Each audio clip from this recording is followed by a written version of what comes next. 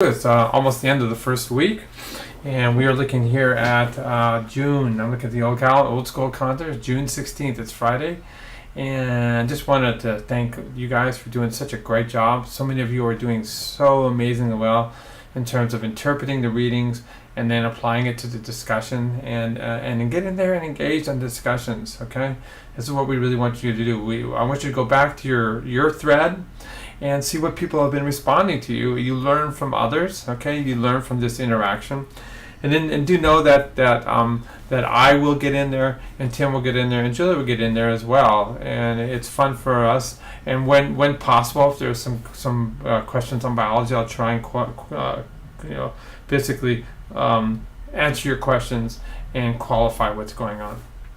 Okay. Now, back to biology. A lot of you have been expressing, concern that you're not biologists. Don't worry about it. That this class is this huge free opportunity for you to learn a little biology. I know you're not biologists, so I'm not going to hold you to it, but it's a great chance. And before you know it, by the end of this summer class, you'll be thinking in some of the biological concepts. You'll be going to sleep at night, and you'll be seeing a capital HPA axis scrolling across the back of your eyelids. Okay, so yes, the hypothalamic pituitary adrenal axis. You'll be thinking about that. Okay, it's kind of like learning Spanish. Next thing you know, you start speaking in Spanish, and then next thing you know, you start thinking in Spanish. Okay, so this is the way it'll be with this. But don't worry about your background. Okay, but like I said, it is a great opportunity. Just to give you a heads up, okay, some of you have not been posting, okay, and that's really making us sad. It's kind of depressing for me. So you need to get in there. You only get out of life what you put into life, and so some of you need to get in there and not wait till the very last moment, because it's hardly a discussion if you're posting everything 4 or 5 times the last 5 minutes before it all closes. So you need to get in there, learn the material early, post early, and then enjoy the interaction. That's the whole point of this class. Now, give them a little more clarity based on the syllabus. The dates are all lined out, so I'm not going to download the syllabus. You should look at the syllabus. But I put on the readings the dates, okay? So we are just finishing up the week of June 12th. There are 2 readings that are there, okay? Again, all of these are open throughout the entire summer semester. You can go in and look at them anytime. This is the ones that the discussions are based on. This week's discussions are on these 2. So if I go and we see lecture 1, Introduction to Sociology, Psychology, Physiology of Stress, and then the second one looking at epigenetics. If we come over here to the discussion, you see again, these 2 discussions are based on those readings, okay? The other discussions haven't opened yet. So if we come back over here to readings, next week, starting on June 19th, we'll be looking at clinical depression. Super important, okay? And we'll be looking at the concept of does depression cause this kind of downfall in your body's physiology that is in large part cortisol mediated, okay? Or is it the other way around, okay? Does the cortisol lead to depression? Which is the horse, which is the cart? Reality, it's very interactive, okay? But the bottom line is it's an ever-growing downward spiral of declining mental health and declining physical health because of this mind-body interaction between the psychology of stress and then the physiology of the hormones and leading to diabetes and things like that. We're going to learn all about that. And also puts us at risk when you have this chronic dementia, depression, chronic stress, to getting dementia later on in life. And you're going to learn about that here. Okay. Alrighty. Just to remember, okay, that you will click on this, okay? And here is the discussion about the link. Beautiful video about depression and dementia. And then you click on here and you take your quiz and you click on there and the 5 questions pop up. You can open up the course. I want you to open up the course in a separate browser or as a new tab in your existing browser, and then you can research the answers to these questions. They're not worth a whole lot, so don't stress out about this, okay? That's the bottom line. Okay, so we went over the discussions, we went over the readings. Again, in the discussions, please go back and look at the threads, okay? So when we're looking right here, okay, this was this last week that we're almost done with. Ryan brought up some really cool points, okay, about the effect the stress has with respect to epigenetics, not only in terms of genes, but about the cell function and system function, okay. And then he talks about telomeres, okay. So I made it my point to go down here and scrolling down here at the bottom, and kind of interact with Ryan about some of these issues. But we talked about how you go from the DNA to the cell to the system and the growth and the changes, okay. And then we went over the concept of telomeres right here, okay, and how it affects tissue function, but also makes us vulnerable to things like cancer. So yeah, so there's this level of interaction, okay, that I really want you to kind of get in there and have fun with, okay. So, and then we can come back over here to the discussion again, and we got the new ones coming in, which is kind of fun, the epigenetics, boom, okay. And so people have been in here posting, which is great, okay.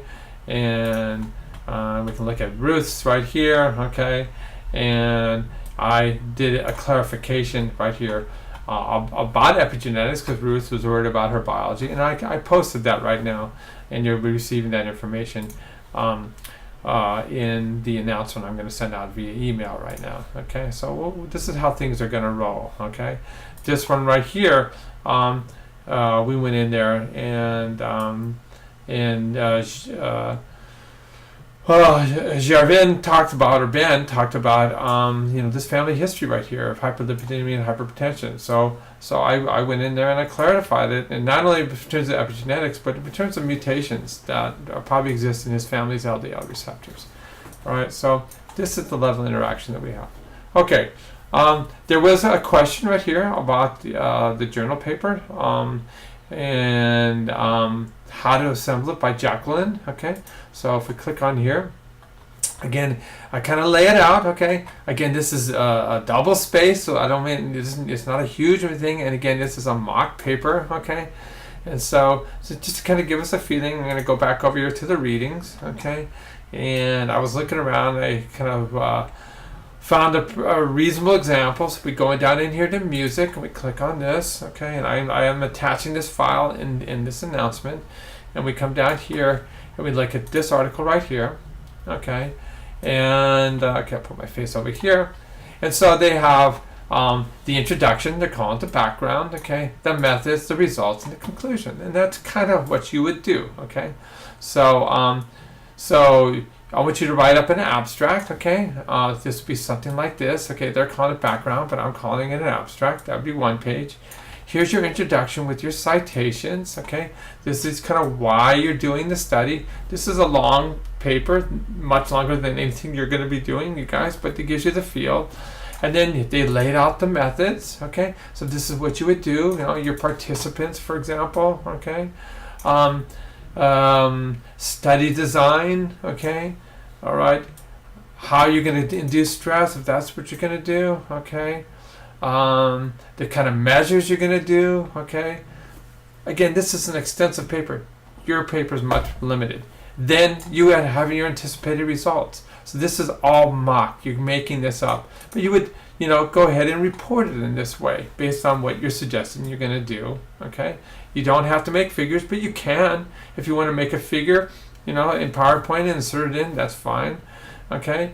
And this is much more extensive. And then now we're going to take what you put down in the introduction, and you're going to put your interpretation of what happened right here, based on the literature, okay, and your mock findings. Your mock findings are something that you would anticipate would work, okay. Again, not that big of a deal. The entire paper request is 5 pages, double spaced, and then you list your references right here at the very back. All right. So I just want to give you a feel what it's like to do a paper. Okay, and that's the whole point of this. All righty. Okay. What else? Okay, so I have gone ahead and posted in the announcement this concept of epigenetics. Okay, so this is what I'm going to be sending out. This is the paper we were just looking at right now. And with epigenetics, I kind of laid it out here in typewritten form right here. But the best way to kind of think about epigenetics is each of us have our DNA. Okay, our DNA is like a cookbook. Okay, if you go, as I indicated in here, you can go to Barnes and Noble or go to Borders bookstore. Okay, go to Amazon, and there's all kinds of different cookbooks out there. Okay, and within those cookbooks, there'll be each individual cookbook has its own recipe. Okay, for making something simple like making a donut. Okay. Alrighty, so that's our DNA. My cookbook is different than your cookbook. My DNA is slightly different, just slightly different. So my donuts are going to taste a little different than your donuts, okay? But it's basically the same, okay? Alright, so we all have the different DNA. And then we have these epigenetics. And what the epigenetics say, okay, let's go to that cookbook. Let's go to that special chapter, okay, on pastries, okay? And within pastries, we're going to find the recipe for donuts. Okay, so with epigenetics, we go to the DNA, we go to that area, okay, so to speak, that is all about how to make our nerve cells function. It's multiple areas. Okay, and then we're going to find the recipe for certain proteins, and we're going to decide how many of those proteins we need to make so we're adapting best for our current situation, our current environment. Some of those recipes we were making before, and we're going to say, for this situation, we're going to turn off those recipes. We're not going to make them. That's how epigenetics works. Okay, you don't mutate the DNA, you don't change it. You just decide, I'm making these now. I'm shutting off the manufacturing of these other ones for now, and we can switch it around based on environment. Okay. All right. So pretty long-winded stuff, but I hope you guys are getting a better understanding of how it works. Okay. So stay on top of this. You guys are doing a great job. Any more questions about format, just let me know, okay? And, go back and forth with the syllabus and what we've kind of laid out in the course. And again, you're going to do fine. So I'm going to hit my off button right here, and we'll see you guys next time.